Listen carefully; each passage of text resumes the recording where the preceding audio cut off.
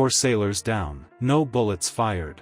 2 China Coast Guard ships opened up with high-pressure water cannons on a small Philippine supply boat near Ayungin Shoal, and the windows exploded inward. You clicked for the clash.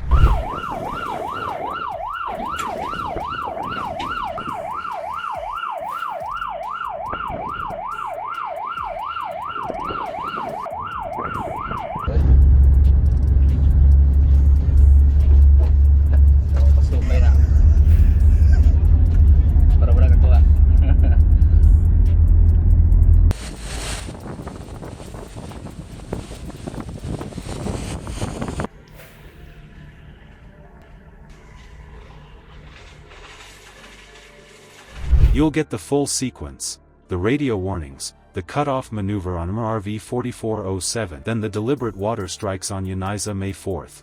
Why water, not guns? Because this is gray zone doctrine, kinetic harm without a war trigger. Stay with me and we'll map the angles, the ranges, and the intent behind each blast so you can judge if this was deterrence or a calculated disable. Before we move on, I'd like to ask you a small favor. If you appreciate this content, please take a second to like this video and subscribe to the channel. Over 98% of you watch the videos without subscribing. It costs you nothing, but it makes a huge difference to us.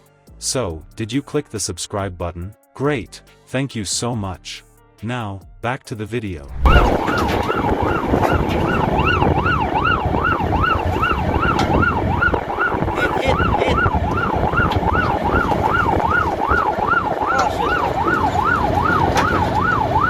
Moving on to tension simmering between China and the Philippines. In the latest, the two countries have accused each other of causing a maritime clash near disputed islands in the South China Sea.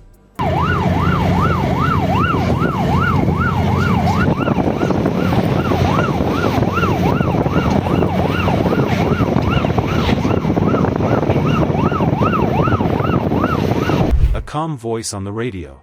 A firm order to turn back. Minutes later, the bridge glass blows inward. The gap between those moments is the shift from warning to harm. The run was routine on paper. A small supply boat, Uniza May 4th, and her escort, MRV 4407, pushing toward the grounded outpost at Ayungin Shoal to feed a crew that lives on rust and resolve. 2 hulls, tight on schedule, light on mass, carrying food, parts, and the will to hold a line. But then the shadow arrives. China Coast Guard cutters issue hails that claim the water and demand withdrawal. One larger hull angles in and slices across 4,407's bow, close enough to force a check on speed and a correction of course.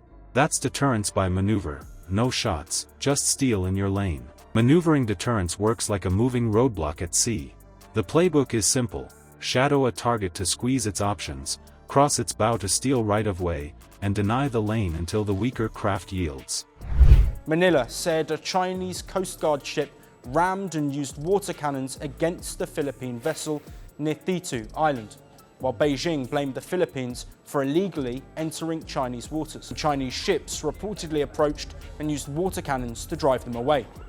Minutes later, one Chinese Coast Guard vessel reportedly fired a water cannon directly at a fisheries bureau ship. The Philippine Coast Guard said the incident happened on Sunday morning near Thitu Island, known locally as Pagasa. 3 Filipino government vessels were anchored near the island to help local fishermen. Under standard collision avoidance norms, the burden sits on both sides to keep clear, but close quarters intercepts can flip psychology. You see tonnage, you feel risk, and you back down. Meanwhile, the supply boat becomes the focus. A hose arc finds the bridge. At close range, the stream is not spray, its impact spread across glass and frame. Windows fail. Controls rattle. The helmsman loses sight lines. In a beat, order turns to noise and water. High-pressure jets act like a blunt ram. At short standoff they shear light fittings and antennas, rip canvas, smash acrylic panes, and drive shards into faces and hands. It is a tool sold as less lethal, but at this distance it punishes hardware and people. Blocking says go around. A sustained, aimed beam says stop now or get broken. Which message hit the crew first? For sailors go down. Key fittings tear loose. The run slows, then stalls. That's the line crossed, from coercion to kinetic harm without a trigger pull. Now we break down why water becomes the weapon of choice, and how the angles, ranges, and timing were set to cripple without starting a firefight.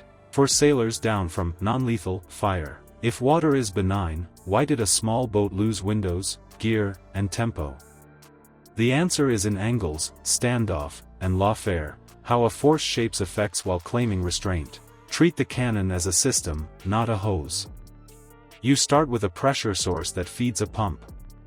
You match it to a nozzle, straight bore for a tight beam, fog for spread, variable tips to shift from warning spray to cutting jet. Beam coherence matters, a tight stream keeps energy on target over distance.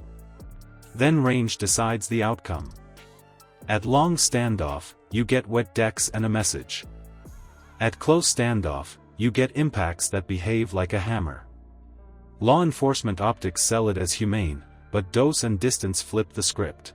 Up close, the water carries mass and momentum. It strikes, rebounds, and throws debris.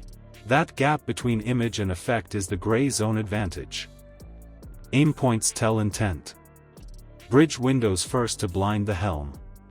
Exposed crew on the foredeck next, to clear the working space. Then antennas and radomes to choke comms and situational awareness. Outboard covers, canvas, and light fittings rounded out, because each loss steals control, voice, or vision.